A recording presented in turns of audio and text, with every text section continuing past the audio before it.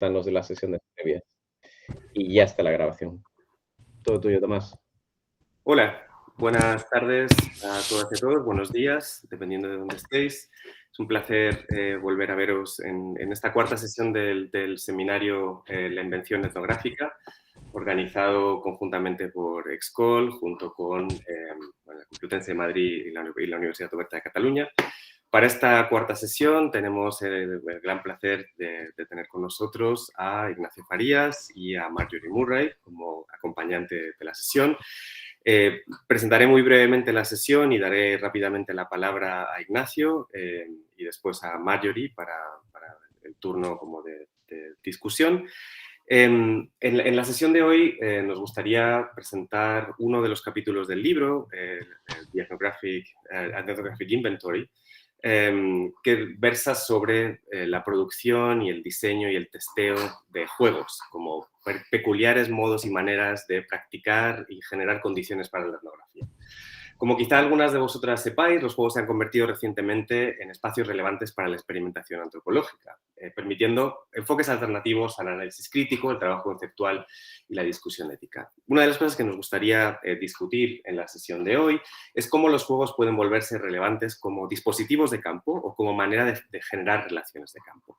En el experimento o en la producción de la que hablará Ignacio Farías, de la que he sido copartícipe, es un juego de mesa llamado House of Gossip, del que luego Ignacio os dará más detalles, pero antes de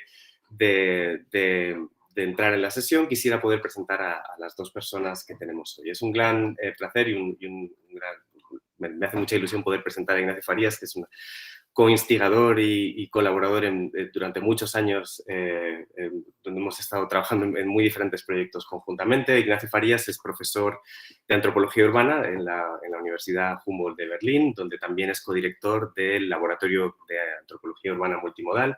Ha estado trabajando en muy diferentes problemáticas urbanas, sobre todo vinculadas a las transformaciones infraestructurales de las ciudades y a los actuales problemas ecológicos. Dirige ahora mismo un proyecto muy interesante sobre el papel de las ondas en la transformación del urbanismo y ha estado trabajando durante muchos años practicando etnografía como un peculiar modo de intentar intervenir en la ciudad con otros, o intervenir en la producción de la ciudad con otros y por otros medios, ¿no?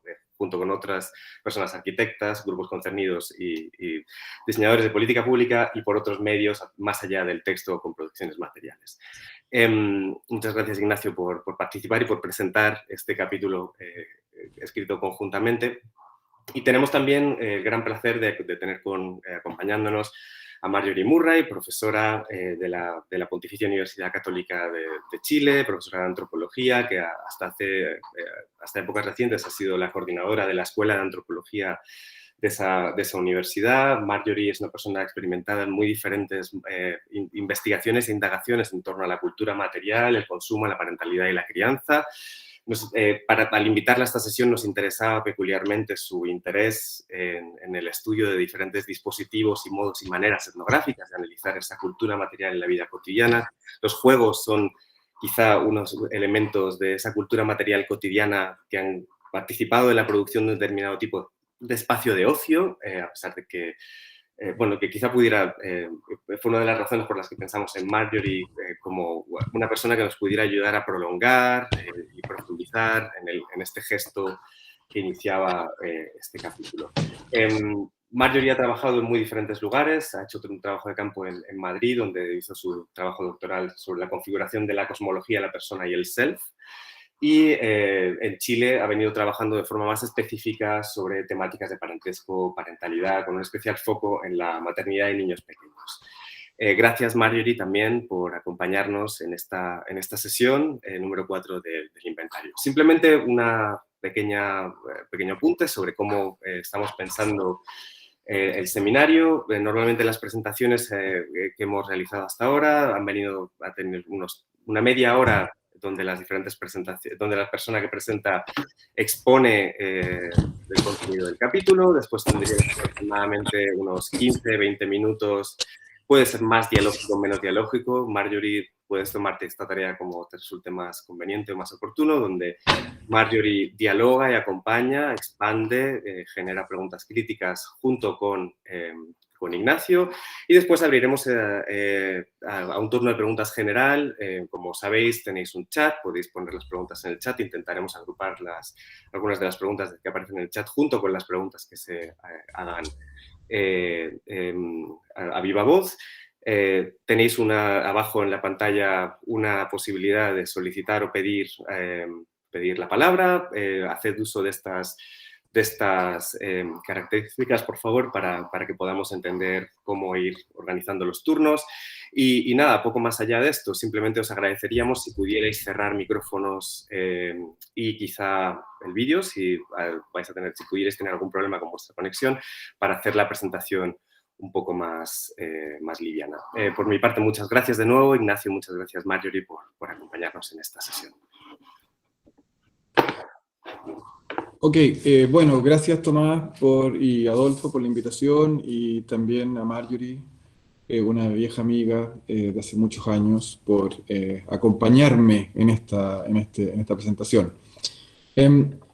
La pregunta que nos convoca hoy es, aquí aparece, cómo jugar a la etnografía, y la forma en la que la quiero plantear mejor es quizás de qué forma y hasta qué punto estos juegos, ¿no?, pueden funcionar como dispositivos de indagación, de representación o de inspiración para la etnografía.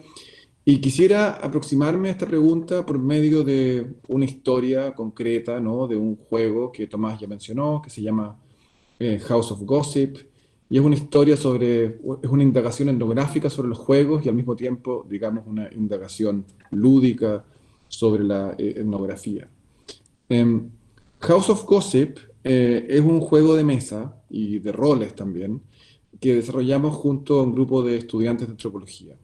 El juego básicamente se centra en la resistencia de vecinos a la presión inmobiliaria y se enfoca en situaciones particularmente críticas, como cuando un edificio entero, con sus inquilinos incluidos, va a ser comprado por un inversor, y explora aquellas situaciones, ¿cierto?, en las que el conocimiento, la información, los rumores, ¿no?, estos gossips, comienzan a proliferar de forma descontrolada o rápida entre los residentes que son afectados por esta situación.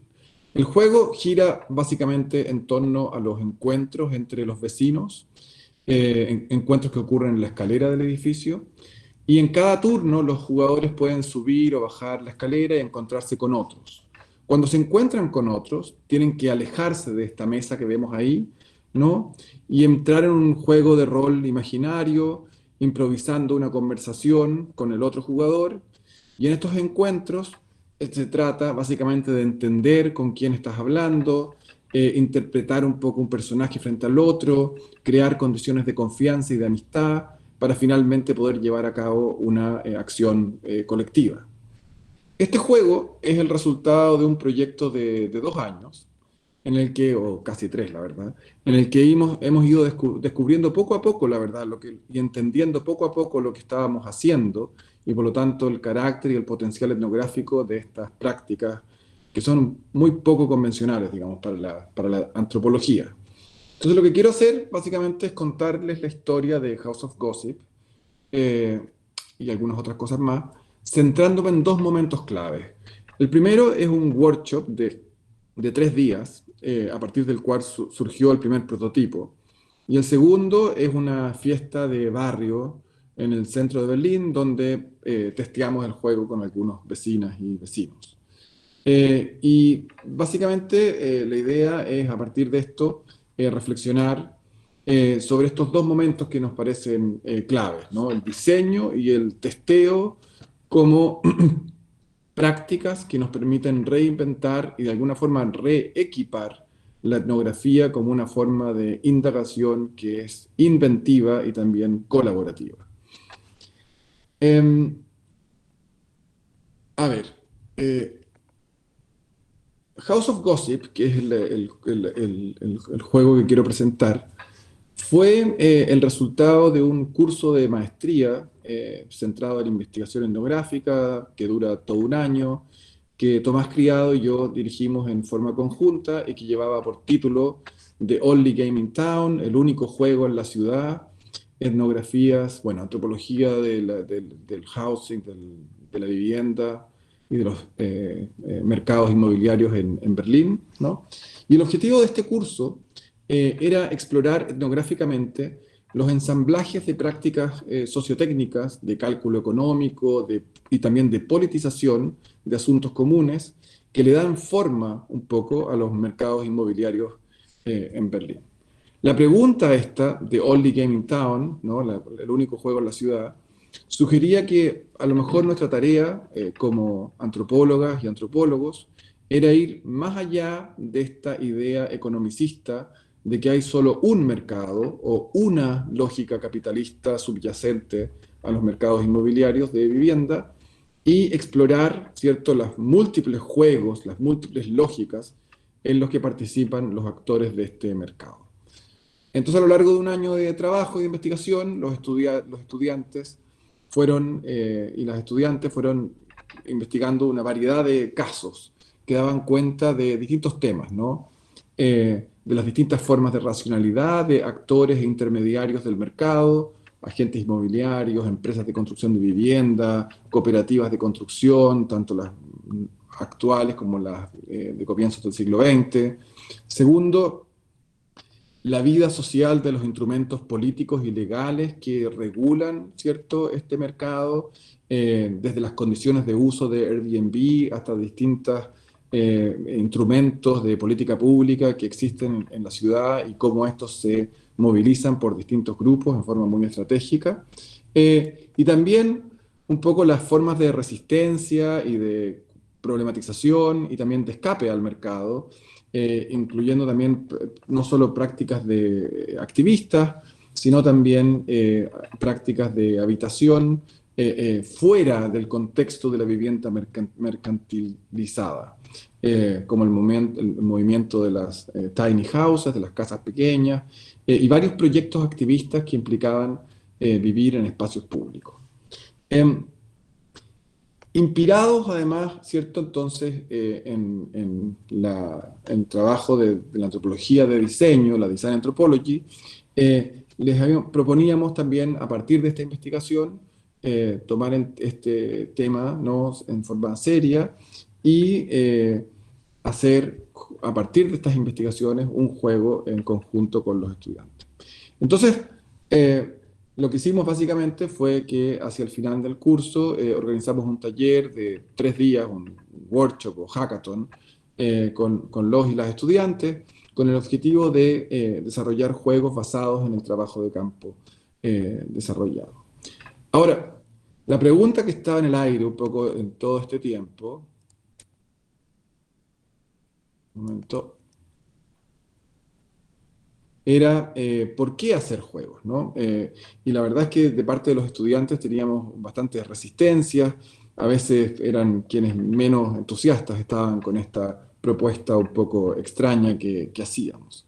La verdad es que la razón para hacer estos juegos venía un poco de la admiración que teníamos y tenemos por el trabajo de algunos colegas, en particular en el ámbito de los estudios sociales de ciencia y tecnología y de antropología, que han explorado ya anteriormente el potencial pedagógico y también el potencial de investigación que tienen los juegos. Quiero mencionar solamente aquí el trabajo de Joe Dumit, que es un antropólogo norteamericano, quien junto a sus estudiantes ha desarrollado el juego Frack the Game, que es básicamente sobre la economía y la política del fracking en los Estados Unidos. Y en un artículo fascinante, Dumit describe el proceso de diseño como un juego serio que tiene un efecto liberador para los y las estudiantes, pues les permitiría ir más allá de una posición crítica, muy bien fundada, pero de una posición crítica del fracking, y que es ciertamente muy importante, y experimentar etnográficamente, si se quiere, con cómo ponerse en los zapatos de una empresa de fracking y aprender a pensar y ver el mundo desde el punto de vista de una empresa de fracking, ¿no? Este efecto liberador de los juegos, dice Dumit, sería importante para aprender a prestarle atención a los entresijos más técnicos de los asuntos que nos preocupan, que es donde muchas veces se juega el carácter político de las cosas. Entonces, este artículo, Game Design as STS Research, publicado unos meses antes de comenzar nuestro curso, fue una inspiración clave para idear una metodología de enseñanza que invitaba a los y las estudiantes a ir, como decía, ¿no?, más allá de la crítica de los mercados inmobiliarios y comenzar a apreciar la importancia de un estudio etnográfico, de su complejidad y de su ambivalencia interna, ¿no?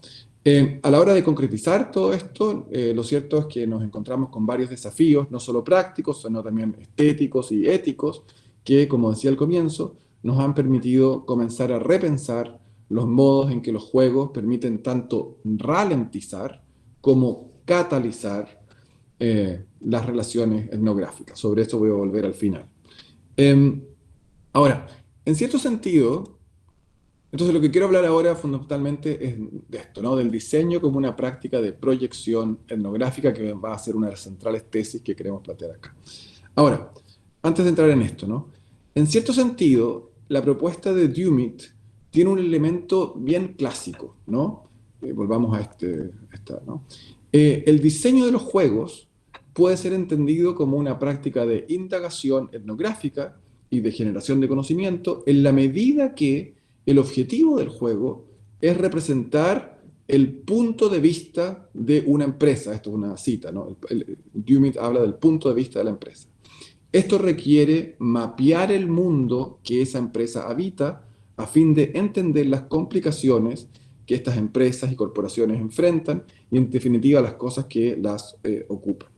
El argumento es entonces que hacer un juego sobre un actor social determinado nos invita a hacer mejor investigación social, si se quiere, en la medida que nos tomamos más en serio el punto de vista del nativo, como diría Clifford Geertz, pues el juego ha de representar ese punto de vista. Nuestra práctica de indagación e invención etnográfica por medio de los juegos, como nos fuimos dando cuenta poco a poco, implicaba cosas distintas. Cuando diseñamos el curso, no pensamos en la importancia que tendría el hecho de que el proceso de diseño del juego iba a tener lugar solo al final del curso. Esto fue algo que anunciamos al comienzo y que constantemente le recordamos a los estudiantes, pero lo cierto es que tuvo lugar cuando los proyectos de los y las estudiantes ya estaban muy adelantados, si no terminados. Se trataba, a fin de cuentas, ¿no?, de un curso de investigación etnográfica más o menos convencional, en el cual nuestra principal tarea como profesores era enseñar los trucos del oficio, ¿no? El juego no había sido, por lo tanto, un elemento articulador de la práctica de investigación, y los y las estudiantes no habían hecho sus investigaciones al mismo tiempo de hacer un juego, sino más bien con el objetivo clásico de escribir un artículo, un ensayo etnográfico al final.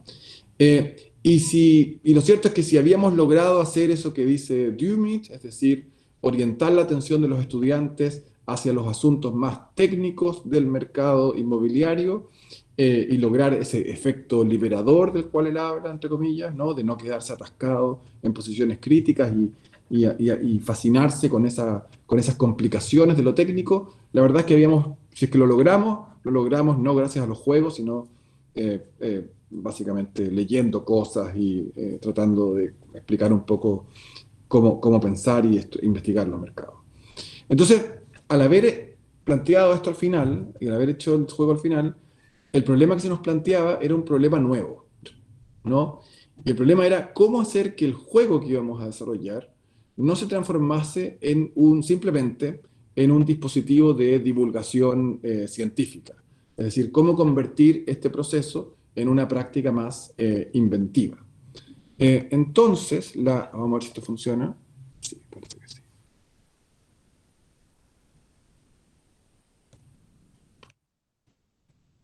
Entonces, la solución que improvisamos, yo voy a dejar corriendo este video, que es un video que un poco rememora esos 3 días del hackathon, ¿no?, con los estudiantes, ahí ustedes lo pueden ver. Entonces, Entonces la solución que improvisamos mientras preparábamos el workshop fue la de introducir restricciones al proceso de diseño con el fin de forzar un trabajo de abstracción y de invención. La primera restricción fue decidir que los 3 grupos que habían de desarrollar un juego, cada uno debían estar formados por estudiantes que investigasen temas diferentes, para evitar justamente que el juego sea una representación uno a uno de un campo o de un actor determinado. La idea era que los grupos integrasen en el juego los conocimientos y las experiencias reunidas en sus trabajos de campo diversos, produciendo así un juego más general, por decirlo así. A cada grupo le pusimos además una serie de restricciones relativas al objetivo final, a la mecánica y también a la materialidad del juego, con el fin de asegurar de que estos variasen entre sí lo más posible. Estas restricciones que a nosotros, digamos, en nuestra ingenuidad y total falta de experiencia en lo que refiere a trabajar con etnografía y juegos, la verdad es que nos parecía un pequeño cambio en el punto de partida, pero no un cambio fundamental en lo que está en juego aquí, pues lo cierto es que traía consigo un cambio bastante radical. Y quisiera explicar este cambio radical en los siguientes términos. La práctica etnográfica, bien entendida, ¿no? No incluye solo la práctica de inmersión en mundos sociales, otros, diversos, no familiares, sino que es, ante todo, una práctica de inscripción gráfica, tomar nota, de escribir y describir esos mundos sociales que vamos conociendo en la medida que formamos parte de ellos. Buena parte de las discusiones antropológicas sobre la etnografía, desde los años 80 por lo menos, giran en torno a este proceso de inscripción. Marilyn Strathern, una antropóloga británica, dice que en la escritura, en el momento de la escritura, lo que se hace es que se crea un segundo campo. El primer campo es ese mundo social que habitamos y experimentamos como etnógrafos o etnógrafas, un mundo social que está, por decirlo así, allá afuera y que tiene, bueno, sus convenciones, sus dinámicas, etcétera, ¿no? Y cuando escribimos, dice Strathern, creamos un segundo campo, una versión propia, distinta de ese primer campo, y lo que entonces ella llama el efecto etnográfico consiste en, de alguna forma, hacer pasar ese segundo campo que inventamos en nuestra escritura por el primero, que es el cual experimentamos con nuestros cuerpos, por decirlo, ¿no? Entonces, esto es justamente lo que buscan hacer el juego de Dummit. Lograr una convergencia entre el primer y el segundo campo, entre el mundo social del fracking, que está allá afuera, y sus empresas, y el mundo que el juego sobre el fracking recrea. En nuestro caso, el punto de partida era distinto, pues los juegos no estaban en relación con el primer campo de ninguno de los estudiantes en particular. El diseño del juego implicaba, por tanto, no se basaba, por tanto, en la inscripción, como en el caso anterior, sino más bien en la prescripción de un espacio de acción y representación, ¿no? Esto es la invención de un segundo campo. Y que funciona entonces como punto de partida para una exploración especulativa sobre lo que está allá afuera, ¿no? Entonces, el resultado de esta inversión, por decirlo así, es lo que queremos llamar una proyección etnográfica. El desafío práctico era para los estudiantes y las estudiantes la necesidad de inventar un campo a partir de los campos en los que habían realizado investigación, articulando así las experiencias de varios proyectos etnográficos. Una escalera donde las personas que viven en un mismo edificio se encuentran, tal vez se saludan, conversan o forjan alianzas, no fue de hecho, que es el elemento, el espacio central en el juego House of Gossip, no fue de hecho el campo de investigación de ninguno de los proyectos de los estudiantes. La idea de hacer un juego sobre esa escalera salió a partir de una historia traída por uno de los grupos que estaba estudiando estas personas que viven en espacios públicos y que intentan construir un espacio del habitar y de vivienda retirado del mercado, ¿no? Y al discutir sobre qué hacer, ¿no? Y sobre qué juegos se podían hacer, varios de los grupos comenzaron a discutir lo interesante que habría sido explorar estas escaleras, ¿no? Como por ejemplo un lugar donde hay una interfaz entre la falta de vivienda y la vida en un apartamento regular, ¿cierto? Un tema que en invierno es particularmente complicado, donde muchas personas sin hogar duermen en las escaleras de los edificios, lo que lleva a muchos conflictos y negociaciones cotidianas. Entonces la escalera empieza a emerger en estas conversaciones como un espacio que habría sido fascinante estudiar, pero que no se estudió, ¿cierto? Y se empieza a imaginar como un lugar clave donde vecinos y vecinas interactúan, se organizan, comparten historias, forman alianzas, etc. Entonces, en este proceso descubrimos que el diseño del juego permitió tanto una exploración etnográficamente fundada de lugares de campo, de espacios, ¿no? Aún no investigados, como al mismo tiempo una participación crítica en la proyección etnográfica de sus figuras sociales, las dinámicas que ocurren en este espacio, etc. En cierto sentido, lo que estamos aquí viendo es un movimiento similar al de cuando se concibe un nuevo proyecto de investigación basado en experiencias periféricas o laterales que ya han sido obtenidas en un trabajo de campo anterior y que llevan a realizar un movimiento desde estos campos ya explorados, ya experienciados, ya descritos en primera persona, hacia la invención de otros primeros campos en los que se anticipan nuevas dinámicas y nuevas problemáticas. En cierto sentido, estamos aquí frente al proceso inverso a lo descrito por Stratton. En lugar del texto como un lugar de recreación o reinvención del campo, experienciado por la etnógrafa, el juego lo que hace es inventar campos posibles, esto es, espacios sociales a investigar. Allí podría estar la diferencia, ¿cierto?, entre el efecto etnográfico, que refiere en último término al problema de la descripción, y la invención etnográfica, que refiere en último término al problema de la exploración. Ahora, quisiera dejar este video aquí, ¿no? Y dar un pequeño salto, perdón. Este no era el plan. Eso, quería dar un pequeño salto y decir algunas cosas sobre nuestras experiencias y reflexiones sobre la práctica del testeo de juegos. El potencial del testeo como práctica etnográfica lo comenzamos a descubrir un poco por casualidad, la verdad, en las últimas horas de ese workshop que hicimos con los estudiantes, porque como ustedes vieron, es un lugar que tiene unas grandes ventanas, está en un espacio público, por ahí circulan muchas personas que a veces se acercan a ver qué está pasando, y en nuestro caso se acercaron algunos a quienes invitamos a pasar, y entre las muchas, bueno, no tantas, las pocas personas que se acercaron, un padre y su hijo adolescente se pasaron un buen rato jugando con nosotros otro juego, no House of Gossip, sino otro juego que se llama Sue Them All, demándalos o demandarlos a todos. Y acá hay un video explicativo de Sue Them All, que lo voy a dejar aquí funcionando, y contarles un poco de qué va, ¿no? Este es un juego de cartas un poco complejo. En él los y las jugadoras son miembros de un colectivo autoorganizado que se dedica a ayudar a inquilinos a demandar judicialmente a los propietarios de sus pisos en casos donde los propietarios abusan de los inquilinos. Cada caso está descrito en una carta,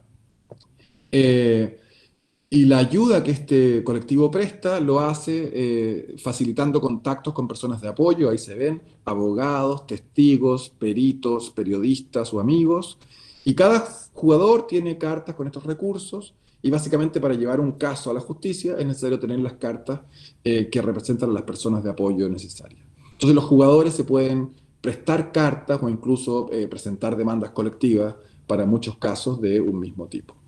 Al mismo tiempo, el juego lo que hace es buscar problematizar una lógica de cooperación, por una parte, de cooperación y de acción altruista, por una parte, que es como propia del mundo activista, y por otro lado, este desafío del mundo activista, que es cómo articular un trabajo no remunerado con un trabajo remunerado.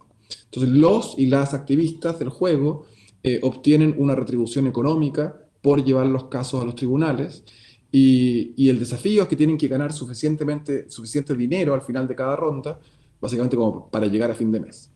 Entonces, en consecuencia, no solo se puede colaborar para llevar a los propietarios a los tribunales, sino que en ocasiones los jugadores o las jugadoras se ven obligados a no colaborar y presentar estos casos en forma solos, ¿no? Entonces el juego tiene dos lógicas contradictorias, una de cooperación grupal y otra de, digamos, supervivencia individual. Al terminar de jugar varias rondas, le pedimos su opinión a este padre y su hijo. Ambos eran muy buenos jugadores y nos dieron valiosos comentarios sobre cómo mejorar el juego. En algún momento de la conversación, el padre empezó a contar una larga historia sobre cómo unos amigos de él y un abogado le habían convencido de demandar a su propietario por un problema con el piso en el cual vivía, y que había perdido el caso, un montón de dinero y a uno de sus amigos. El encuentro fue bien potente porque a nivel práctico, por una parte, nos permitió mejorar un poco el juego, añadir un par de dinámicas, pero más allá de eso, nos hizo darnos cuenta de que el juego no era solo un juego, sino un dispositivo muy potente para evocar historias, para tematizar cosas que de otra forma pueden ser difíciles de tematizar. Entonces empezamos a pensar el testeo de los juegos como una práctica etnográfica, como una forma de hacer cierto trabajo de campo antropológico. Porque, digamos, ¿cuál es el objetivo básico del trabajo antropológico? A ver, lo que muchos autores dicen, de muchas maneras muy distintas, ¿cierto? Se puede reducir, creo yo, a una idea central. El objetivo del trabajo antropológico es encontrarse con otros. Este encuentro implica no solo reconocerse mutuamente, sino además conocerse. Es una cosa recíproca, ¿cierto? Donde quienes se encuentran son en último término capaces de habitar y mirar el mundo desde la perspectiva del otro. ¿Cómo se logra esto? La verdad es que no hay muchas, o sea, por una parte, hay muchísimas reflexiones metodológicas y epistemológicas al respecto, sobre qué sé yo, sobre qué es la observación participante, etcétera. Pero lo cierto es que en antropología no hay ninguna técnica o método, en el sentido estricto de la palabra, para lograr encontrarte con otros. La clave es el tiempo. Participamos de los mundos que estudiamos por periodos extendidos de tiempo, un poco a la espera de que se vayan generando las condiciones de confianza, familiaridad y empatía que nos permitan encontrarnos con otros, reconocernos en nuestra diferencia y de esa forma conocernos, ¿cierto?, vía la reflexión crítica de nuestras diferencias. Esa es la idea básica, diría yo. Ahora, la pregunta que algunas antropólogas y antropólogos se han venido planteando es acaso, voy a ver aquí, ¿no sería posible diseñar condiciones situacionales que permitan, por decirlo así, facilitar esos encuentros? Acortar los tiempos, podríamos decir, vía diseño, creando situaciones en las cuales nos veamos invitados a encontrarnos, reconocernos, abrirnos y conocernos. Algunos autores, aquí hay algunos, ¿no?, están explorando cómo hacer etnografía mediante la construcción de escenografías. La escenografía sería un modo de crear encuentros mediante la puesta en escena de algo nuevo, pues al enfrentarse a un mundo nuevo y diferente, eso generaría una forma de alienación reveladora que permitiría generar conversaciones críticas sobre quiénes somos y sobre el mundo.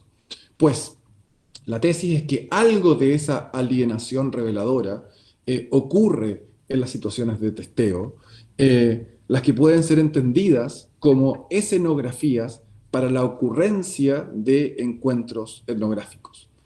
O sea, el testeo de los juegos lo llevamos a cabo básicamente en colaboración con ZKU, que es un centro de arte y urbanismo, acá bien grande en Berlín. La excusa para esto fue un proyecto de investigación artística que ellos estaban realizando sobre un conjunto de vivienda pública construida en Alemania del Este entre los años 60 y 80, y que básicamente ahora está entrando al mercado inmobiliario porque la gente ya está vendiendo eso y hay una serie de transformaciones estructurales bien potentes que están ocurriendo ahí, y ellos estaban tratando de entender qué pasa con este lugar en forma artística, y ahí entramos nosotros con nuestro juego y lo llevamos a dos lugares, ¿no? Por un lado, a una suerte de exposición que se hizo ahí, donde los juegos eran una cosa de las que que se presentaba, y donde, ahí lo ven en las dos fotos de arriba, un montón de gente vino y jugó esto. Y en segundo lugar, a una fiesta de barrio, a una fiesta vecinal, donde teníamos un stand ahí, porque era uno de 30 que habían en esa fiesta, y donde también estaban presentes una serie de organizaciones locales, como iniciativas y asociaciones de la sociedad civil de varias partes de la ciudad. Teníamos ahí un cartel un poco improvisado con el título Spiele für eine kritische Nachbarschaft, que quiere decir juegos para una vecindad crítica, y la idea era básicamente invitar a jugar estos juegos y a partir de eso hablar un poco de lo que está ocurriendo en el barrio. Nuestras notas de campo de estos encuentros son muy diversas y dan cuenta de muchas interacciones distintas, algunas más superficiales, otras más intensas. Muchos encuentros fueron en la dirección que yo comentaba antes, ¿no? Las personas no solo nos daban su opinión sobre lo fácil o divertido o complicado que eran jugar nuestros juegos, o nos daban ideas sobre cómo mejorarlos, sino que además teníamos ahí momentos de elicitación, donde las personas a partir del juego comenzaban a contar historias muy interesantes sobre el barrio, sobre las relaciones vecinales, sobre el activismo, etc. Ahora, todo eso es muy interesante, ¿no? Pero ocurrió además una tercera cosa, y es que durante las situaciones de testeo, las personas reflexionaban además sobre el valor político y o etnográfico que pueden tener estos juegos. Tuvimos varias conversaciones al respecto sobre los efectos políticos que estos juegos podían tener. Estas conversaciones giraban sobre, por una parte, las condiciones que debíamos crear para que nuestros juegos puedan desplegar su potencial. Una persona nos explicaba, por ejemplo, que juegos como los nuestros son extremadamente dependientes del contexto, porque en cada barrio hay una situación diferente en el mercado de vivienda. Otra también se interesaba por las condiciones bajo las cuales esto podía funcionar en otras partes de la ciudad, y se preguntaba acaso tendría más sentido jugarlos en contextos donde ya hay un diálogo ciudadano ocurriendo al respecto. También nos encontrábamos con opiniones críticas. Alguien nos cuestionaba, así como un poco radicalmente, pues, de por qué desarrollamos estos juegos en un contexto universitario, y preguntaba por qué no lo hacen los propios inquilinos o inquilinas, y cuestionaba acaso esto iba a resultar en algo concreto para los y las ciudadanas. Por último, habían otras personas que simplemente se negaban a participar en nuestros juegos porque les parecían o bien demasiado infantiles o porque creían que socavaban la seriedad del asunto. Un vecino nos decía que un tema tan serio no puede tratarse solo con juegos. En fin, el testeo de juegos, nos gustaría argumentar, entonces no solo crea ocasiones en las que se facilita el encuentro etnográfico, sino que también crea condiciones para lo que antropólogos han llamado el razonamiento paraetnográfico. Perdón. No me funcionó, no importa. La paraetnografía, como pueden ver aquí a la izquierda, es un concepto en antropología que se usa para describir el trabajo de campo en contextos y acá cito a Marcus y Holmes, nuestros sujetos están involucrados en prácticas intelectuales que se asemejan a nuestras propias prácticas metodológicas. Entonces la paraetnografía sería una suerte de condición dada de ciertos campos, y es muy interesante eso, ¿no? Pero nuestra experiencia con el testeo nos ha permitido como desarrollar esta idea en dos sentidos. Lo primero es decir que esta condición paraetnográfica, más que ser algo dado, también puede ser algo inducido o creado por dispositivos como los juegos, y algo de eso estábamos viendo en los ejemplos que le estaba dando. Lo segundo es que quizás valdría la pena especificar, cuando Marcus y Holmes dicen que se asemejan a nuestras propias prácticas, quizás valdría la pena especificar en qué sentido las prácticas intelectuales de los y las participantes de estas situaciones de testeo se parecen a las nuestras. Cuando se habla de paraetnografía, la idea es que expertos están obligados a ser muy reflexivos en relación a sus propias prácticas y que por ello se asemejan a los y las etnógrafas. Esto es correcto, pero pasa por alto una característica clave de la práctica etnográfica, que es la simultánea presencia y ausencia de la etnógrafa en el campo de investigación. La práctica etnográfica implica una suerte de duplicación. Implica estar allí participando de la situación y del campo, pero al mismo tiempo estar en otro lugar, como con la cabeza en otra parte, observando la situación desde una posición exterior, preocupado o preocupada de cuestiones y problemas que son ajenos a la situación. Entonces es como un desdoblamiento esquizofrénico casi, ¿no? Del etnógrafo, de la etnógrafa, y ese desdoblamiento, esa duplicación, no es característica de los expertos que describen Marcus y Holmes, cuyo lugar de especialización suele ser el lugar desde donde piensan y actúan. Son ciertamente muy reflexivos, pero no están expuestos a esta duplicación de la etnógrafa.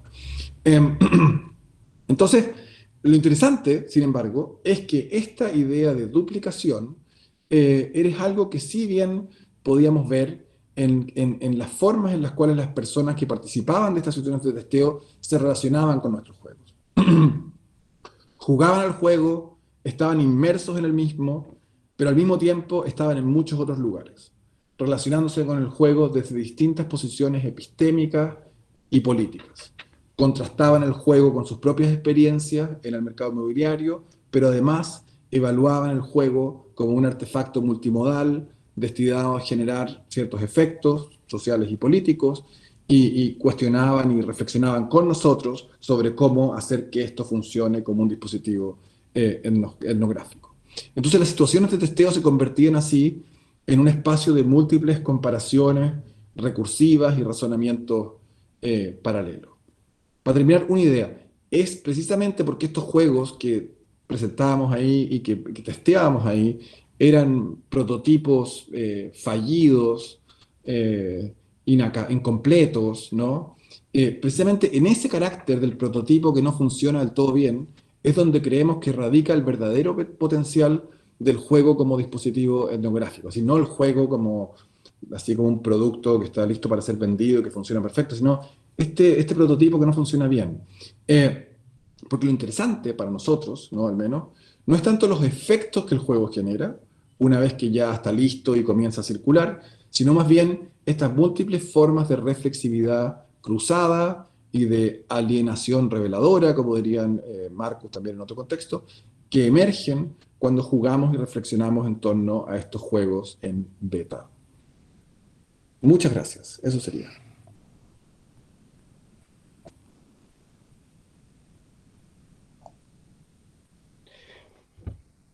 Pues nada, muchas gracias, Ignacio. Damos paso a Marjorie y a su intervención. Alguien ha levantado la mano. Tendremos turno, abriremos después el debate más tarde. Marjorie, la pantalla es toda tuya. Así que adelante. Muchas gracias, Ignacio, por tu intervención, que ha sido como de lo más fructífera y juguetona. Bueno, muchísimas gracias, Adolfo. Gracias, Ignacio, por tu presentación juguetona y provocadora y que proyecta. Y creo que varias de las cosas que están en el texto fueron explicadas no solamente en detalle, sino que fuiste un poco más allá en tu presentación. Así que la agradezco, fue nutritiva. Voy a hacer algunos comentarios y preguntas, fundamentalmente. Porque sí, esto es una presentación y un texto que nos interroga disciplinarmente, y eso me parece muy atractivo, ¿ya? Lo primero que se me vino a la mente al leer este texto es cómo desde la tradición antropológica hemos sido tradicionalmente reacias a la incursión en acciones colaborativas y creativas, que hemos visto con claridad en otras ciencias sociales a lo largo de las últimas décadas, ¿no es cierto? Donde sabemos de una larga trayectoria de actividades que buscan el despliegue de una reflexión conjunta, por ejemplo, por parte de el Estado y los trabajadores, o empresas y comunidades, ¿cierto? Donde hemos sido testigos, insisto, por décadas, de provocaciones del tipo juegos de rol, poner a los grupos en situaciones hipotéticas, plantear que grupos o individuos señalen sus sueños o mapeen situaciones visualmente, ¿no es cierto? Dentro de tantas otras herramientas que generalmente en cuanto cientistas sociales y particularmente etnógrafas y etnógrafos nos llenan de vergüenza, pudor, a cosas que en general no nos gusta hacer. En alguna medida, por tanto, la novedad que tan detallada y delicadamente nos presentan los autores nos habla de esta tendencia conservadora y miope, muchas veces, de nuestra disciplina, que suele tener al juego, tanto en su versión de game, ¿cierto?, como de play, como una posibilidad de objeto de estudio, ¿cierto? Se abordan en montones de etnografías clásicas, ¿cierto? Se aborda el juego y sobre todo se le limita a ciertos tipos de sujetos de juego, ¿ya?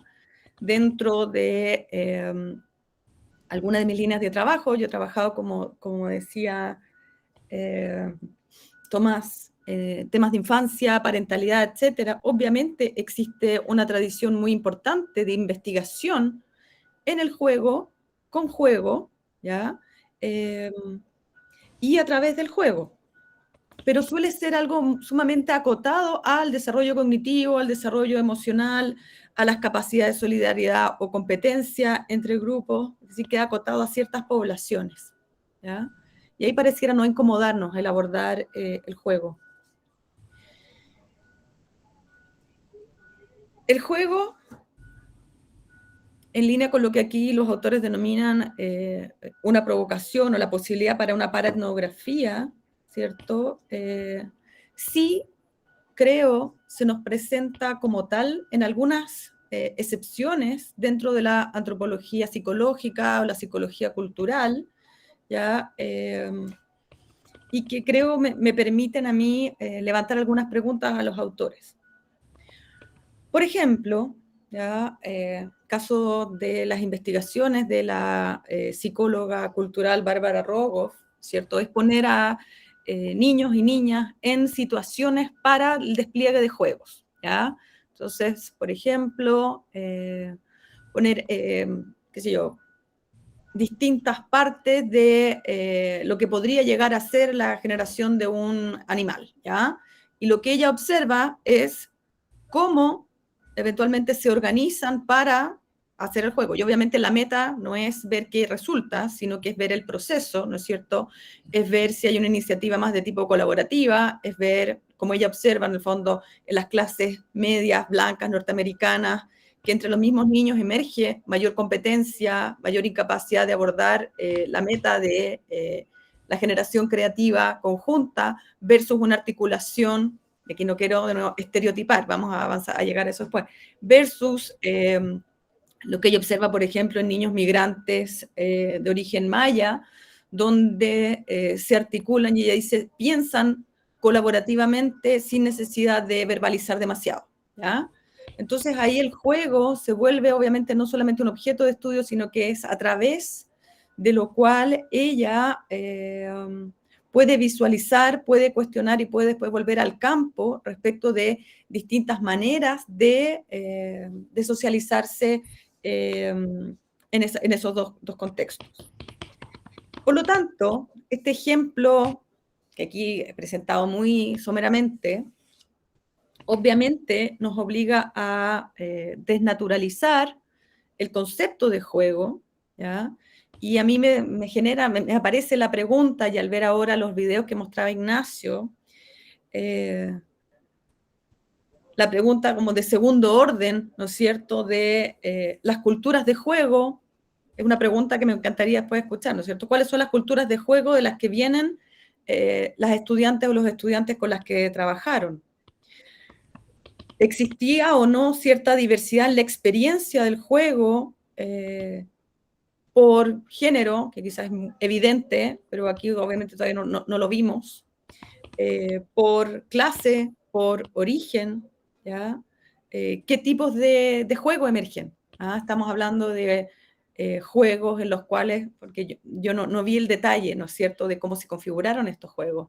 Son juegos en los cuales existe una meta a trabajar en grupos, son juegos en los cuales hay villanos y héroes, son juegos en los cuales qué tipo de referentes emergen. Creo que ahí hay un montón de elementos que podría ser interesantes de escuchar, ¿ya? ¿Qué pasaba ahí?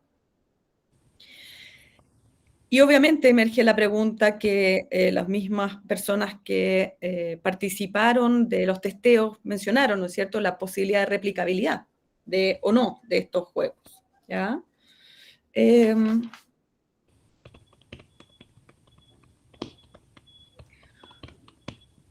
¿Cómo fueron, por ejemplo, también las dinámicas de participación en el game testing? ¿Quiénes se acercaban? ¿Quiénes opinan? ¿Quiénes se atreven a opinar? ¿Ah? ¿Quiénes quizá observan o a mí en lo personal me genera mucha inquietud, incluso la diversidad de potenciales capitales culturales para abordar estos juegos que aparecen como bastante sofisticados o complejos? Es algo que me gustaría a mí preguntarle a los autores. Porque estos son juegos que desarrollan estos estudiantes universitarios después de haber hecho sus investigaciones, y eso me parece súper interesante, que después de las investigaciones y que no era cada uno haciendo sobre su propia investigación, eso me parece una provocación y algo muy, muy atractivo, pero me surge la pregunta de por qué eventualmente no se trabajó o no se intentó empezar el prototipado con algunos de los interlocutores. ¿Ah? Porque se trabaja, comillas, con los cuasi etnógrafos en formación, cuando quizá habría sido interesante no solamente a nivel de testeo, sino que a nivel creativo también la participación de las personas con las cuales se trabajó. Ahí quizá no entendí del todo bien, pero es otra inquietud, ¿ya? Algo que quizá apareció menos presente hoy día en la presentación de Ignacio, pero me pareció fascinante, cuando ustedes muestran el sue the landlord, sue the what, Sue them all. Es como sue kill them them all, all. a todos, ya. La figura del activista, ahí me pareció sumamente interesante, la estrategia para luchar contra el estereotipo, me gustó mucho esa idea de no quedar con precisamente el riesgo facilista, ¿no es cierto?, que tendría el haber sido eso, héroes y villanos, ¿no es cierto?, y entrar no solamente en este ejemplo concreto en el mundo del altruismo, que es lo evidente, ¿no es cierto?, sino que también en los problemas y en los derivados, por ejemplo, de la necesidad de ganarse la vida, mencionan en el texto, ¿no es cierto?, por parte de los activistas, y por lo tanto incluyeron una variable que tenía que ver con la competencia, por los recursos, etcétera, por parte de quienes participaban. Eso yo creo que es sumamente interesante, particularmente en un contexto de problemas urbanos como los que se presentan y donde ustedes trabajaron durante el año, donde la generación de estereotipos es bastante fácil. ¿Ah? Creo que ese es uno de los potenciales importantes que yo vi, al menos en algunos de estos juegos.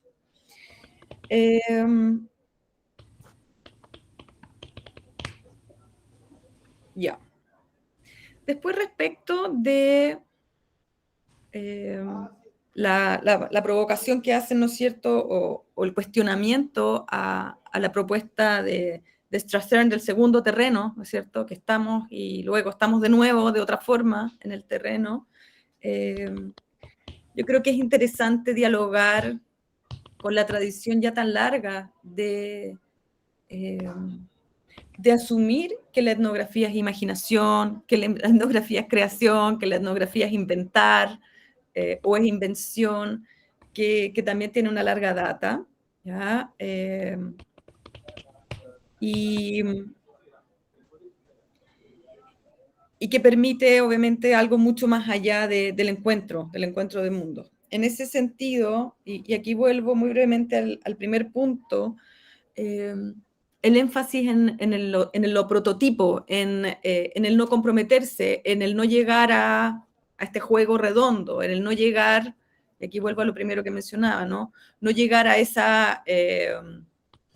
dibujo, ese patchwork que me hacen dibujar cuando me obligan a llegar a un resultado, cuando me intervienen de manera muy, muy directa, pareciera ser precisamente ese espacio donde el antropólogo o la antropóloga sí se siente con capacidad de actuar en el ámbito de lo creativo sin tanta incomodidad. Yo creo que ahí está la fortaleza de todo esto, porque en general hay un escepticismo, hay dificultad para trabajar con ámbitos que escapan a la observación, esto de parte de la deformación disciplinar, ¿no es cierto? Y cómo está en ese juego de el testear aquello que no está terminado, precisamente el potencial, porque aquí todavía me queda la duda de realmente cuál es el valor político, veo cierto potencial político, en realidades tan difíciles como las que mencionan los autores, ¿ya? Y vuelvo también, para cerrar en segunda instancia, con la pregunta de, ¿son juegos para quiénes? ¿Ya? Entiendo que aquí esto es jugar a irlos mejorando, a escuchar, etc. Pero me sigue la pregunta del tipo de juego que emerge, de quiénes son capaces de jugar, de eventualmente cuáles otras instancias lúdicas podrían emerger para las vecinas o vecinos con quienes se trabajó, o eso no es interesante, no es importante, y es una cosa recursiva que a nosotros nos permite llegar más allá en nuestro afán intelectual. Entonces veo el potencial, pero me gustaría escuchar un poco más respecto del para quién, ¿ya? ¿Quiénes van a esos espacios donde ustedes testearon, por ejemplo? ¿Son artistas? ¿Son vecinos? Me gustaría escuchar un poco más en esa línea. Me parece un ejercicio interesante, me parece un ejercicio que además, como ustedes mostraron en el texto, viene la información de cómo se podría trabajar con estudiantes y creo que sería interesante también un metaanálisis que se pudiera hacer con un ejercicio similar, por ejemplo, en un territorio urbano completamente distinto, quizá con problemas parecidos, pero completamente distintos.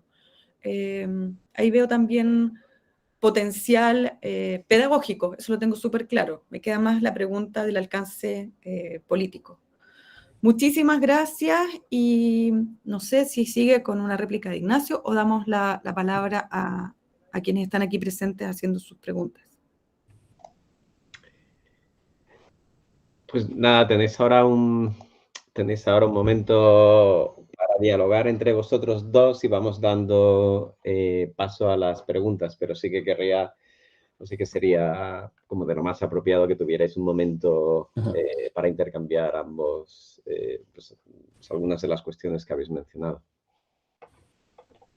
Pensé que me iba a salvar por un segundo de tener que responder estas muy buenas preguntas, pero voy a tener que ver cómo respondo a algunas de ellas.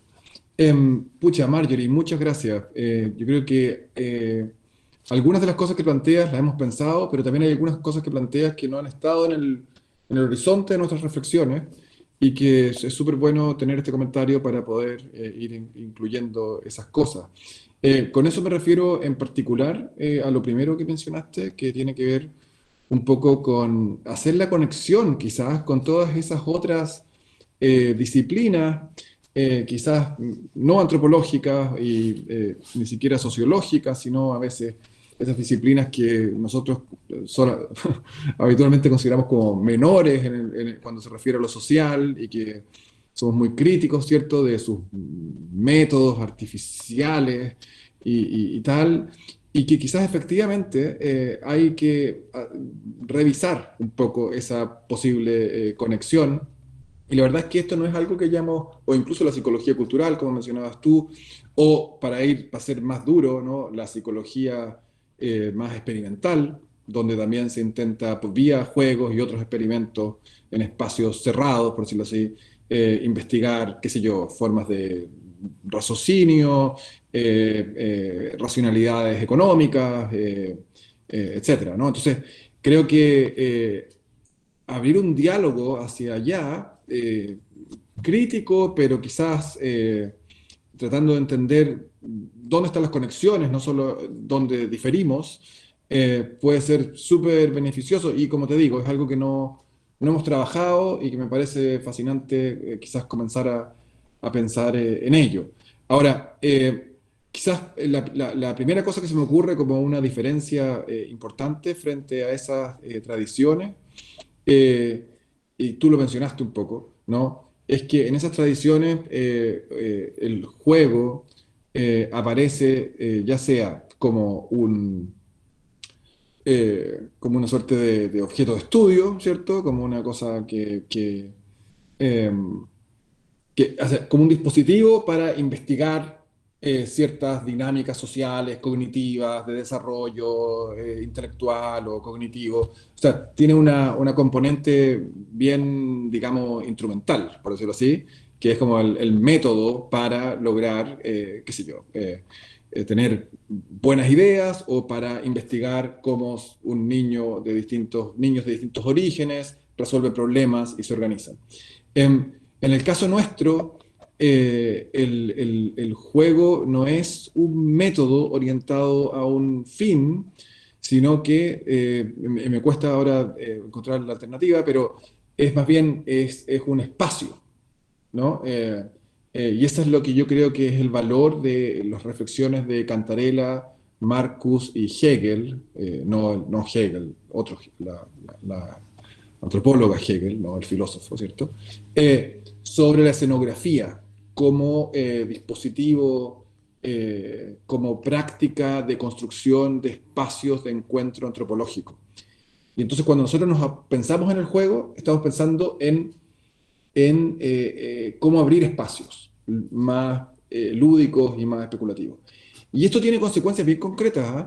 Porque una de las cosas que nos fuimos dando cuenta en la medida que íbamos haciendo estos juegos es que había una tendencia como media natural en nosotros y que tiene que ver, y vuelvo a ello en un segundo, que tiene que ver con estas culturas de juego de quizás los estudiantes, de intentar pensar en todas las posibles situaciones y de crear un sinnúmero de reglas en estos juegos para que siempre esté claro cuál es la regla que aplica, qué es lo que corresponde, cómo el juego articula en forma muy minuciosa lo social.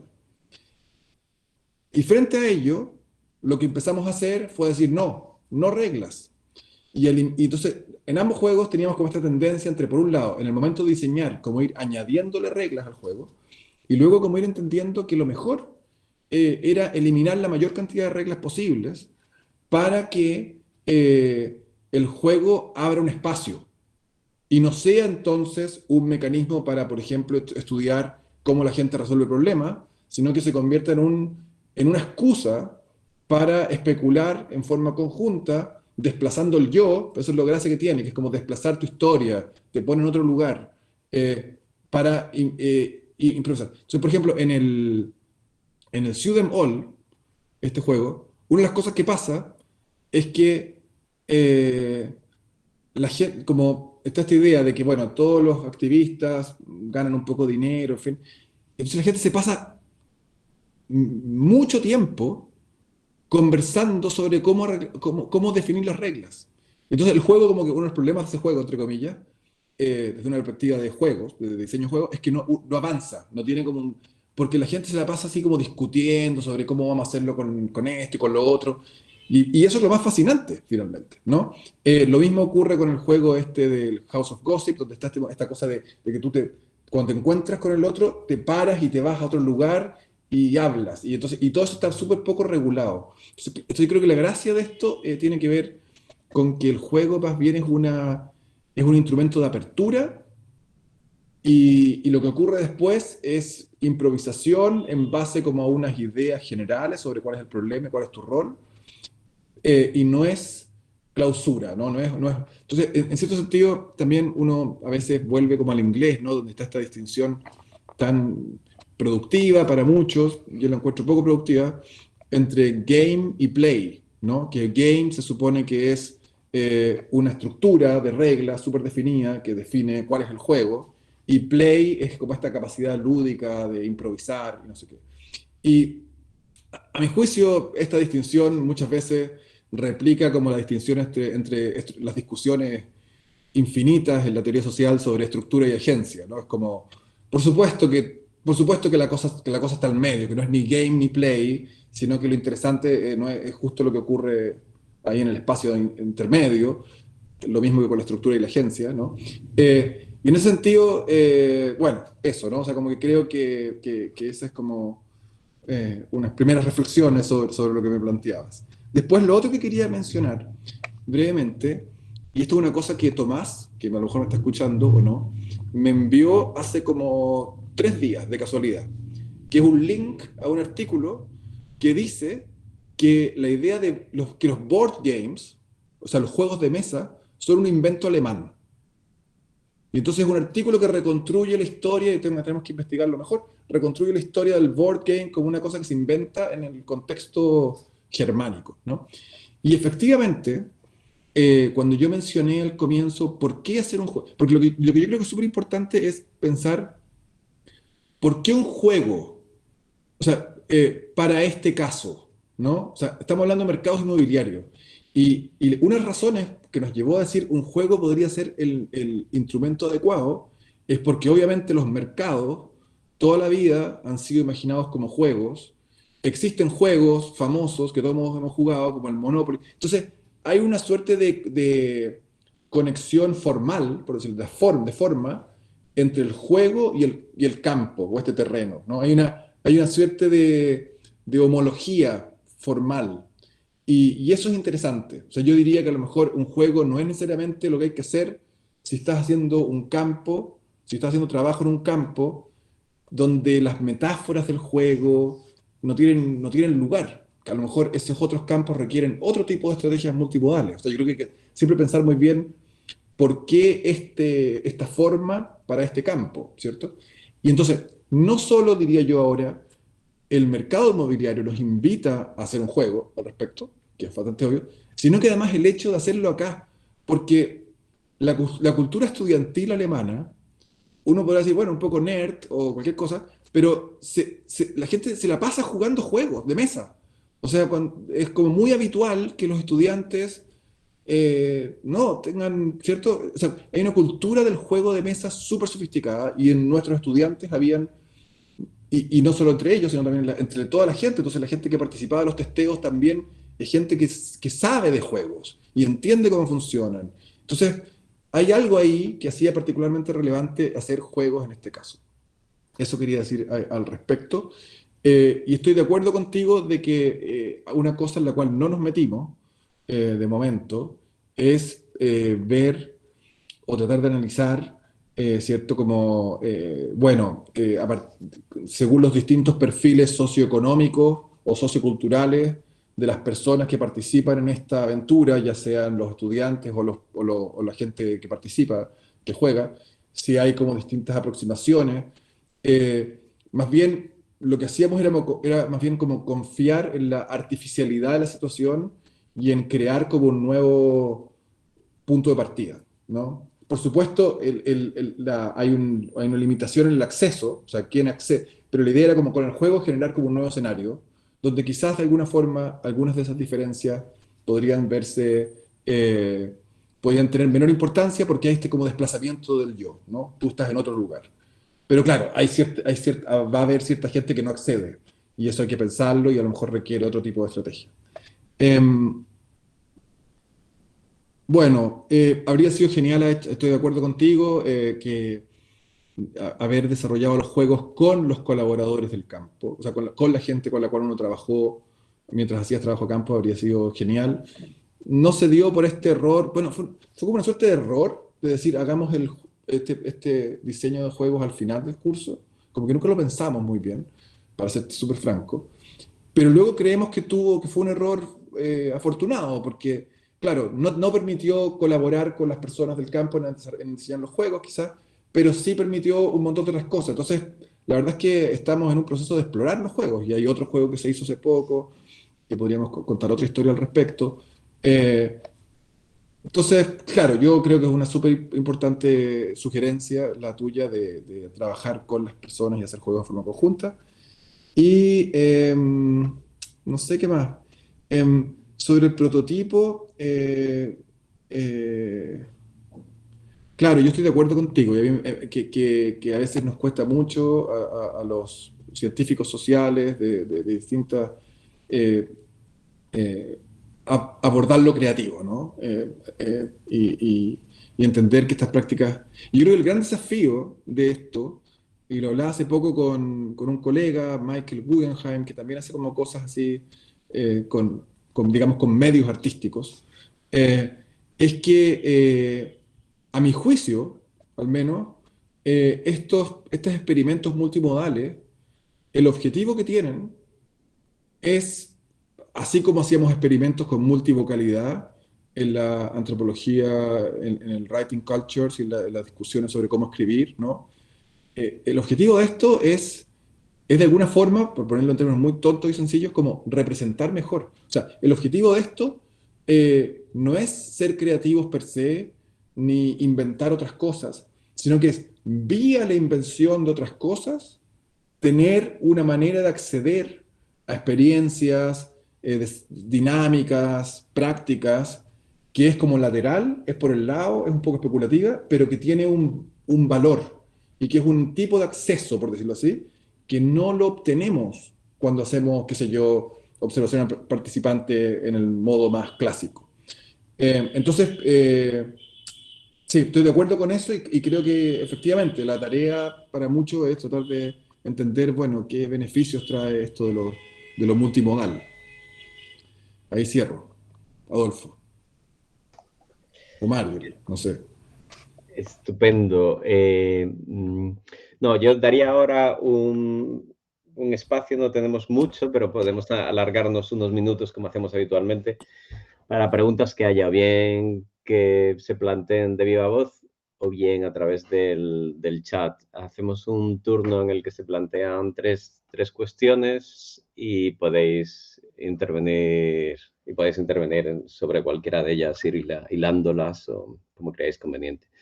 Entonces, quien tenga interés en intervenir, pues que levante la mano, que abra el micrófono, ya digo, tanto de viva voz como a través del chat.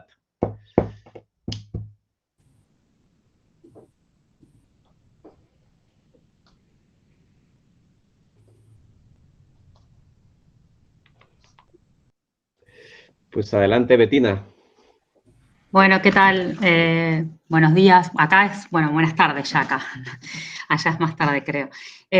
Bueno, ya que nadie hizo ninguna intervención, era solo comentar que me parece súper interesante lo que están contando.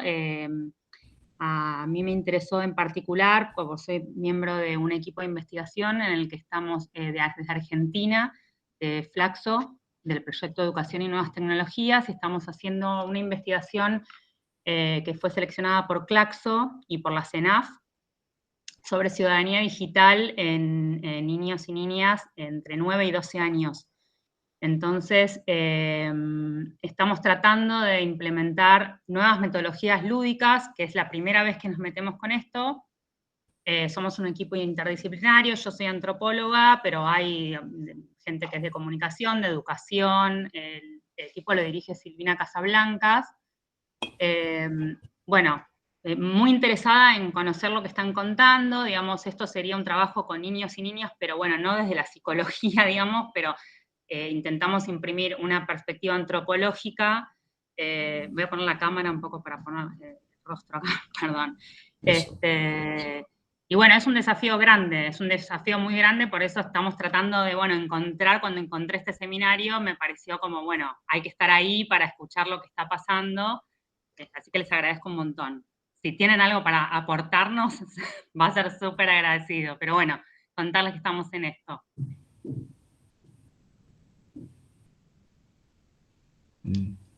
Nada más. Pues muchas gracias, Bettina. ¿Alguien más que quisiera intervenir y hacemos, como digo, una recogida de 3 intervenciones? Joaquín, pues adelante. Sí, hola, gracias. ¿Me escuchan o no? Sí, perfectamente. Sí, perfecto. Sí, bueno, gracias Ignacio, gracias Marjorie por la presentación y la respuesta. Yo tengo algunas preguntas relacionadas al uso de conceptos que vienen de la disciplina del diseño, ¿cierto? Tú hablas que crean un prototipo y que después lo testean. Primero, ¿qué se está prototipando realmente aquí? O en tu perspectiva, ¿qué intención hay detrás de ese prototipado? ¿Cierto? Quizás relacionado con la pregunta de Marjorie, ¿cuál es la acción política detrás de ese prototipo? ¿Qué realidad busca ese prototipo producir? Y relacionado con eso es, ¿qué es lo que estamos testeando? ¿Qué realmente se quiere aprender de esa realidad que se produce? Porque claro, porque son conceptos que aún en diseño no son tan estables, ¿cierto? O sea, se generan discusiones, distintas perspectivas. Hay también un aspecto industrializante de la realidad que se produce, esta idea del prototipo como un servicio, producto que no está terminado, que se testea. Entonces, me gustaría conocer un poco más la perspectiva de los autores respecto de estos conceptos que se usan, o que se toman prestado, por así decirlo. Y pues gracias, Joaquín. Y Ezequiel, adelante y cerramos contigo y damos un turno de respuesta. Perfecto. Hola, muchas gracias. La verdad, ha estado muy interesante. Yo quería preguntar sobre la idea de duplicación que has hablado, como en el rol de etnógrafo o de etnógrafa sí que existe esa duplicación, ¿no? Esa de estar en dos sitios y cómo el juego que has dicho permitía a la gente que estaba jugando también tener esa duplicación. No tengo muy claro si es como este propio juego y esta dinámica etnográfica de jugar o más bien todos los juegos, ¿no? O sea, todos los juegos permiten esa duplicación de pensar en lo tuyo, pensar en lo estructural o de conectar estas dos posiciones. Bueno, simplemente que un poquito más sobre ese concepto que no me ha quedado muy claro. Eso. Ya, voy a intentar, responder algunas de estas cosas. Quizás parto de atrás para adelante con la idea de duplicación. A ver, yo creo que es importante decir que esto no es un argumento general sobre la naturaleza de los juegos, no lo es. Es más bien la observación de que cuando nosotros invitábamos a personas, ¿no?, a testear nuestros juegos, no los poníamos simplemente en una situación así controlada, por decirlo así, en la cual ellos no tenían mucha información y simplemente los jugaban y nosotros testeábamos, no era eso, sino que más bien los invitábamos a jugar y le contábamos lo que habíamos hecho, ¿no? Que éramos un grupo de estudiantes, que habíamos estado trabajando en estos temas, y era una invitación a pensar con nosotros, ¿no? Entonces, lo que yo llamaba ahí la capacidad de duplicarse, y que es, por un lado, jugar el juego, ese momento de la inmersión en el juego, ocurría al mismo tiempo de que ellos estaban pensando con nosotros como cuáles podían ser las condiciones bajo las cuales este juego podría cumplir o efectuar operaciones que van más allá del mismo juego, ¿no? Entonces, lo que esta situación de testeo permitía era un encuentro y una suerte de colaboración epistémica, si se quiere, entre este grupo de antropólogos y antropólogas que habían hecho este artefacto y las personas que jugaban para pensar este artefacto en todas sus dimensiones, no solo en su dimensión, digamos, de producto, de diseño, que es un juego, sino para pensarlo como un dispositivo para construir relaciones, para hacer investigación, para eventualmente politizar en el sentido de dar a conocer o tematizar temas que de otra forma a lo mejor no son tematizados y de esa forma como crear condiciones para un diálogo en torno a temas difíciles.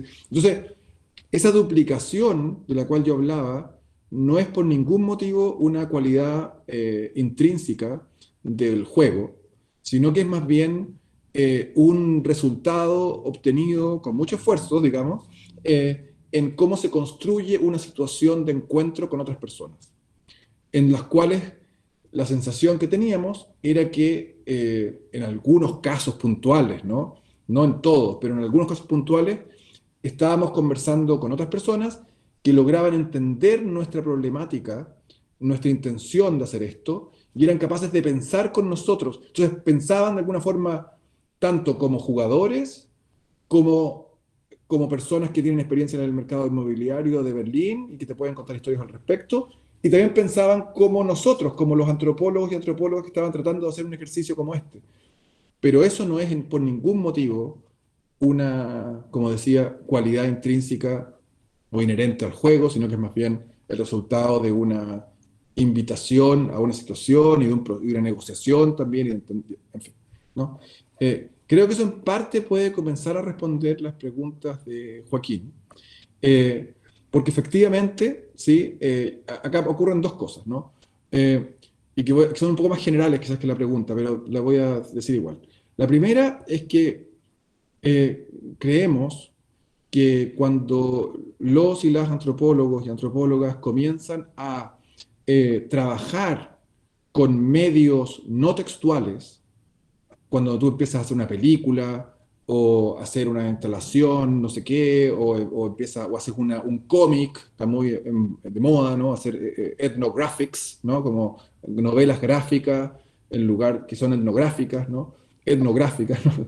Cómics, o cuando empiezas a hacer un juego, creemos que es súper importante, lidiar un poco como con los grados de amateurismo y profesionalismo. Hay que como tomar una decisión ahí, cuán amateur somos y do it yourself, o cuán profesionales somos. Esa es la primera como cosa que hay que discutir.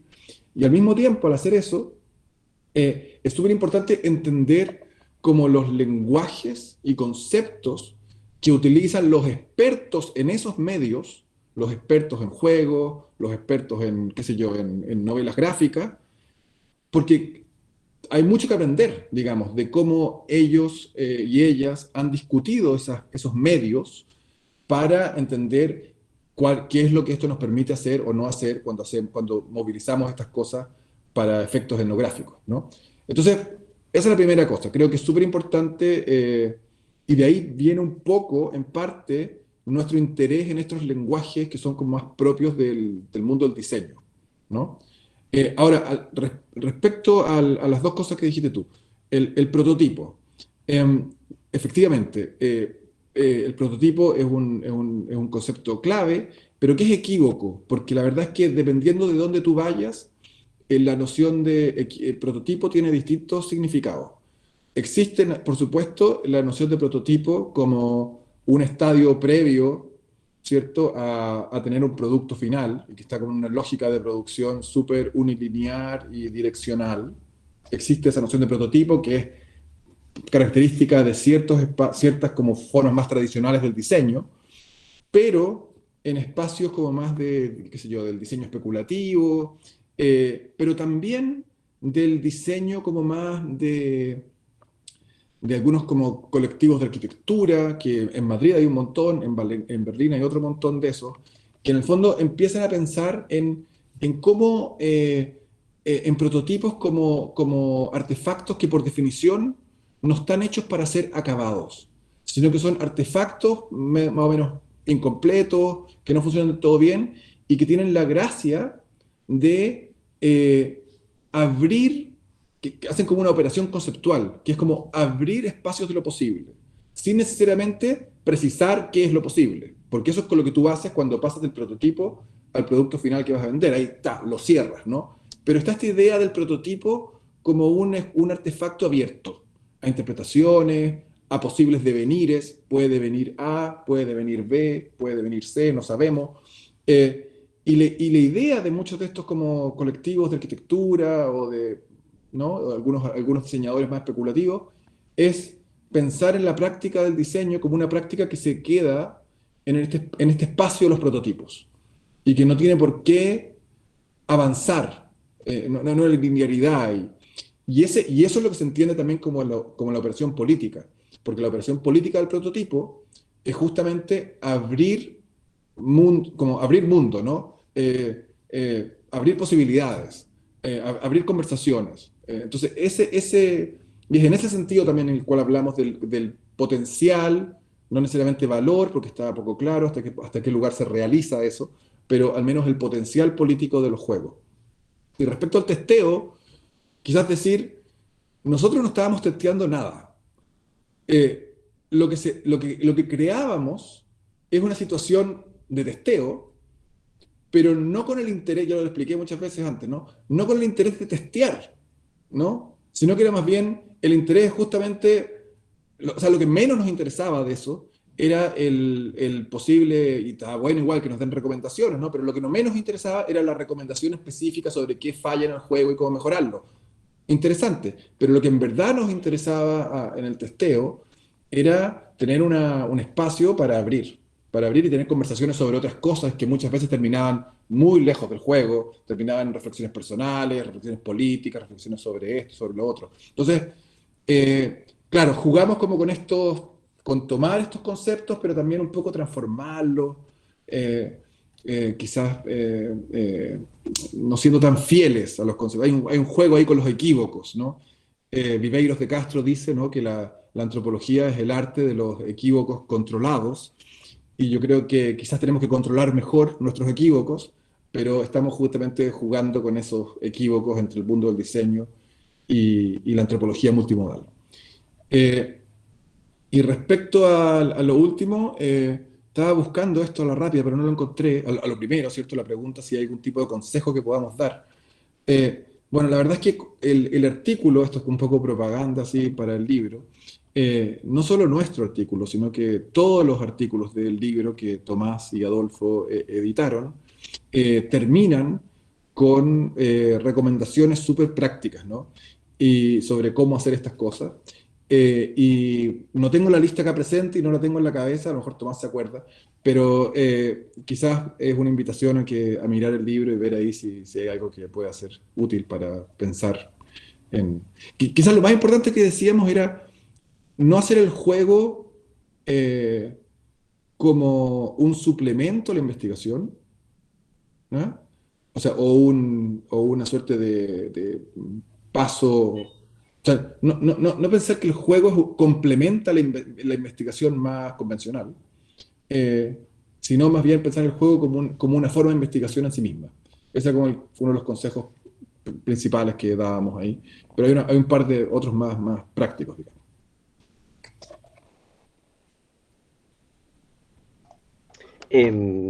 Estupendo, Ignacio. No sé si Marjorie quisiera decir algo y si no tenemos tiempo para otra ronda. Levantaron la mano antes Natalia y María, que no sé si querrían intervenir, y si no, si alguien, nos tomamos como unos 5 o 10 minutos más, como solemos hacer habitualmente, pero no nos alargaremos más.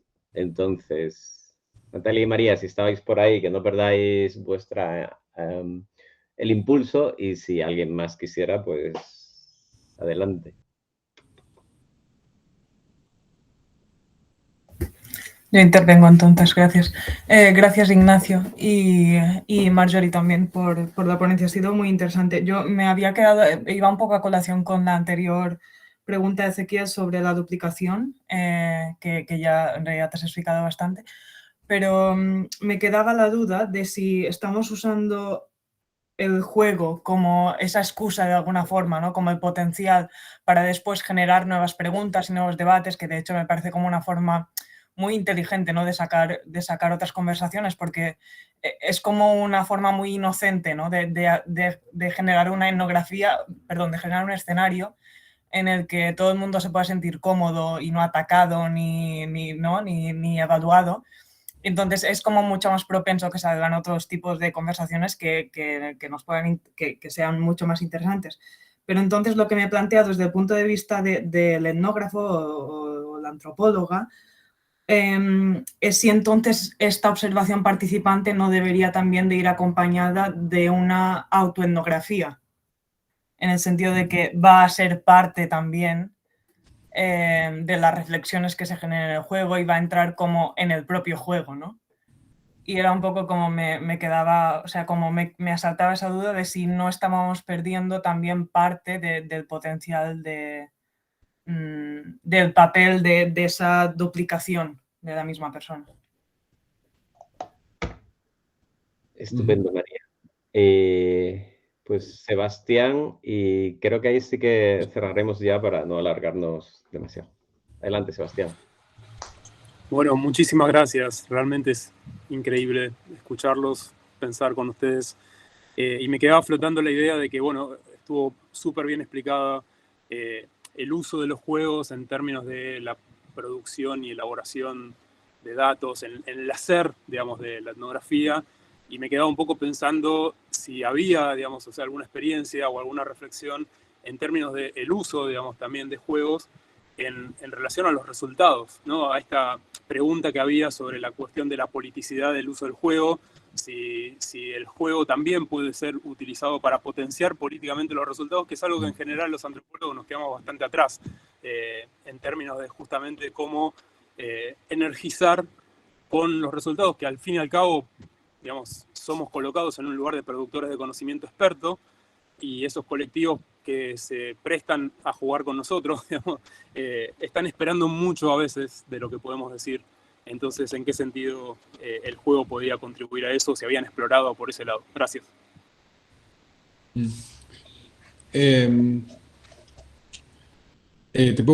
Parto nuevamente por la última pregunta. Ahora también me queda más claro lo que preguntaba antes, la otra pregunta que me hicieron, ¿no? Explica mejor lo de los efectos políticos. Y claro, no he contestado. A ver, siendo súper concreto, súper concreto.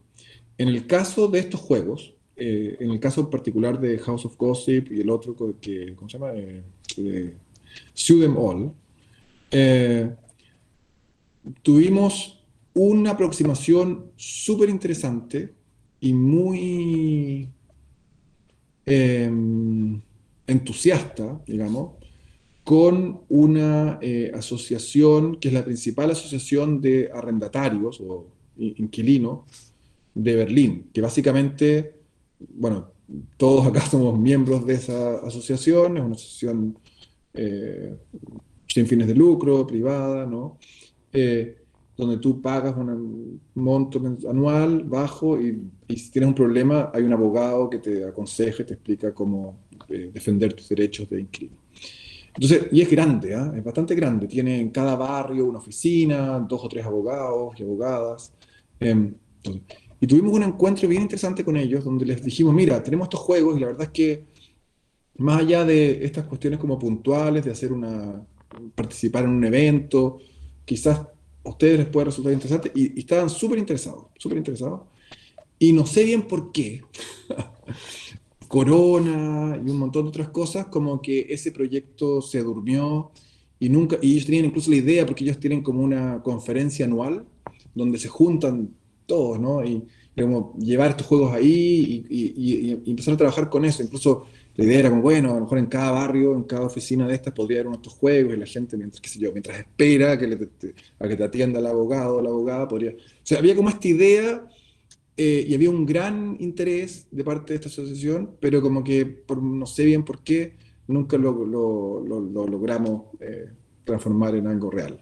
Entonces, en ese sentido, esto se ha quedado, digamos, en un ejercicio más pedagógico, en un ejercicio más reflexivo, tratando de entender cuáles son los potenciales de estos juegos, pero no hay todavía, estos juegos no han sido capaces, ¿cierto?, de catalizar procesos o tener una influencia sobre procesos de esa naturaleza. Ahora, hay un segundo proceso que estamos terminando ahora, el cual Tomás podría contar un poco más, que es un juego que se realizó en colaboración con una serie de iniciativas de, por decirlo en fácil, de economía circular en Berlín, que están como muy interesadas en el tema de, ¿no es cierto?, de upcycling, de recuperar, de qué hacemos con los artefactos, no solo con la basura, sino con los miles de artefactos, en fin.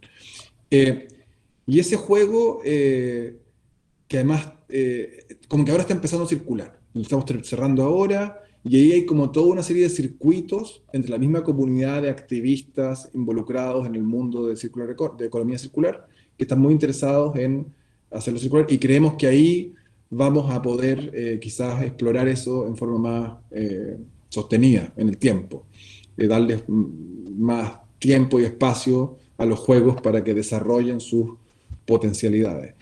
Pero quiero insistir de que al menos como práctica antropológica y etnográfica, yo sigo creyendo que lo más interesante es el proceso de diseño y el de testeo. Una vez que el juego ya está hecho, claro, empieza esta otra historia que vamos a conocer ahora con este otro juego, pero no sé bien todavía cómo pensar esa parte antropológicamente, o cómo esa circulación del juego, una vez que ya está listo, nos va a permitir pensar nuestra propia práctica de hacer antropología. Como que eso, como no lo hemos experienciado todavía, es más difícil de momento conceptualizarlo. Por eso estamos más enfocados en estos dos procesos de diseño y de testeo. Y respecto a lo primero que planteaba María, que es una súper buena observación, ¿no? O sea, como qué pasa con el componente autoetnográfico, con la propia duplicación, ¿cierto?, que tenemos nosotros. Yo diría que, bueno, en gran medida Marjorie podrá dar fe de esto, que leyó el artículo. La verdad es que es bastante autoetnográfico, o sea, es un artículo que se centra fundamentalmente en qué nos pasa a nosotros, a nosotras como etnógrafos. Entonces, de hecho, si peca de algo, peca de lo contrario, ¿no? Y Marjorie fue muy clara en apuntar a esas, no debilidades, espero, sino cosas que todavía falta por explorar, que es como, bueno, quiero saber más de quiénes son la gente que testeó, quiero saber más de, ¿no? O sea, como a lo que le pasa al artículo y hasta ahora es que más que, o sea, es súper autoetnográfico y le falta un poco tener quizás más información y más reflexiones sobre los participantes, ¿no? En ese sentido, creo que eso puede responder la pregunta, pero creo que el punto es importante, que es como pensar que cuando hablamos de esa duplicación y cuando hablamos de esas situaciones paraetnográficas, que es importante pensarlo en forma simétrica, ¿no? Y que es una situación con la cual ambas partes, etnógrafas, etnógrafos por un lado y participantes por el otro, están involucrados, están atravesando los mismos procesos.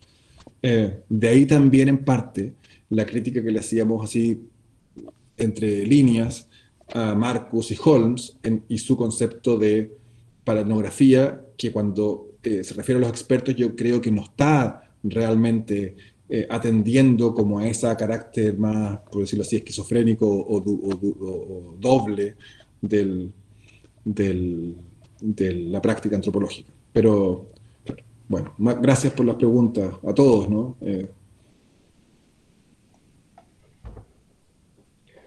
Pues nada, muchas gracias Ignacio, muchas gracias Marjorie, gracias a todos los participantes. O sea, solo unas notas entre Tomás y yo para cerrar. Yo creo que el juego que nos habéis presentado, que no sé si lo que nos habéis presentado es un taller, es un juego, en realidad es un taller de juegos. No sé si el dispositivo es una cosa o es la otra, ¿no?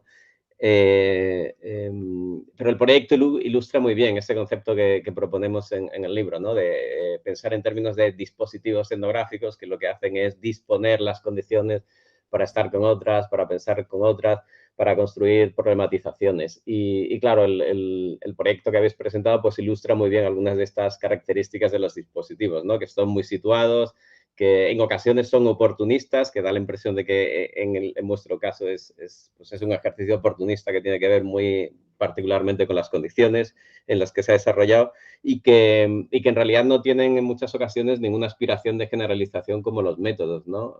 Y que si sirven de algo es quizá para inspirar, pero no para prescribir. Y este es un aspecto que a mí me resulta especialmente interesante. Y el otro es pues que a lo largo de, si lo ponemos en relación con los seminarios previos y los que nos quedan todavía, pues hemos visto en el primer seminario cómo nos encontramos con un antropólogo, Francisco Martínez, que tomaba inspiración del mundo del arte, Maca y Jorge, que tomaban inspiración del ámbito de lo digital. En este caso sois vosotros tomando inspiración del diseño, ¿no? Y entonces uno de los ejercicios que nos parece especialmente relevante de todos los seminarios es cómo hay un diálogo muy estrecho entre la antropología y otros modos de hacer y otras disciplinas, ¿no? Y que en la próxima sesión, cuando discutamos el uso de la cartografía con Sebastián Covarrubias y Maribel Casas Cortés, pues lo que veremos es que ahí el ámbito de inspiración es pues la contracartografía y el activismo, ¿no? Entonces hay como esta segunda línea que nos parece especialmente relevante y que van apareciendo distintas sensibilidades a lo largo de los distintos seminarios. Tomás, que te acabas de ir y tú querías decir unas últimas palabras, pero bueno. Sí, perdonadme, he tenido un desajuste doméstico y me he tenido que escapar de donde estaba recluido. Bueno, nada, perdonadme este cierre así un poco improvisado. No, quería, aparte de agradecer a Ignacio que haya tomado la iniciativa hoy presentando este trabajo compartido, a Marjorie y sus preguntas y a todas las personas que habéis estado aquí con todos nosotros. Bueno, quería simplemente como hablar de un par de cuestiones que creo que los juegos traen también, que tienen que ver con... muchas veces pensamos los juegos, y esta es una de las cosas que en la teoría de juegos o en los estudios mediáticos sobre los juegos aparece siempre, ¿no? El juego aparece en un espacio concreto de la vida, ¿no? Como un espacio cerrado, una actividad específica, ¿no? Donde nos dedicamos al ocio.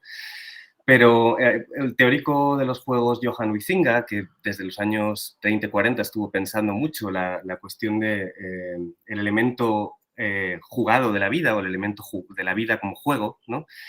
Plantea siempre la cuestión de cómo en cualquier elemento, en cualquier espacio de la vida podemos abrirnos a las posibilidades de lo otro, ¿no? Creo que es uno de los elementos más interesantes que trae esa práctica con los juegos, como muchos de los otros proyectos que estamos indagando en esta serie de seminarios. Y quisiera simplemente invitaros a dejaros o embriagaros por estas diferentes formas que estamos aquí un poco presentando. Simplemente, nada, a modo de cierre, recordaros que la semana que viene tenemos un nuevo seminario, el seminario número 5, en un horario diferente. ¿No es la semana que viene? Perdón, en la próxima cita, que será después de la Semana Santa, tenemos un seminario que tendrá lugar el 13 de abril a las 5:30 hora continental europea.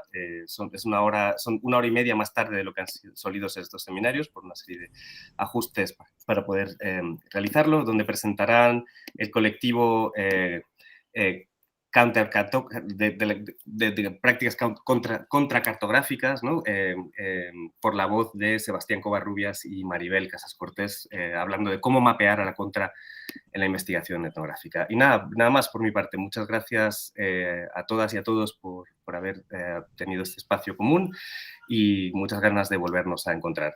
Recordaros, el vídeo lo colgaremos en la página de Excol una vez lo hayamos editado y subido al canal de YouTube. Muchas gracias.